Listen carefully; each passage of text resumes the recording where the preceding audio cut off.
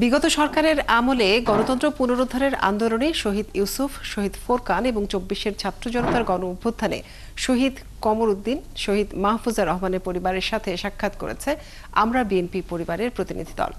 শনিবার সন্ধ্যায় ৪ শহীদ পরিবারের সাথে সাক্ষাৎ করে খোঁজখবর নিয়েছেন আমরা বিএনপি পরিবারের একটি প্রতিনিধি দল। সংগঠনটির আহ্বায়ক সিনিয়র সাংবাদিক আতিকুর রহমান রুমানের নেতৃত্বে শহীদের বাসায় যান নেতৃবৃন্দ। এ সময় তারা শহীদ পরিবারের সদস্যদের সাথে কথা বলেন এবং বিএনপির ভারপ্রাপ্ত চেয়ারম্যান ও আমরা বিএনপি পরিবারের প্রধান পৃষ্ঠপোষক তারেক রহমানের পক্ষ থেকে আশ্বস্ত করেন বিএনপি পরিবারগুলোর পাশে সব সময় আছে এবং সাধ্য অনুযায়ী সহযোগিতা করবে বলে জানায় প্রতিনিধি দল।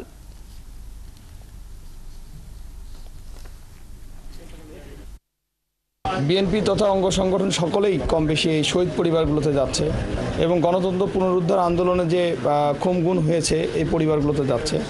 এরই অংশ হিসেবে আমরা এর আগে ইউসুফের বাড়িতে গিয়েছি, এখন আসলাম এর বাড়িতে, মাহফুজের বাড়িতে। মাহফুজ শহীদ হয়েছে।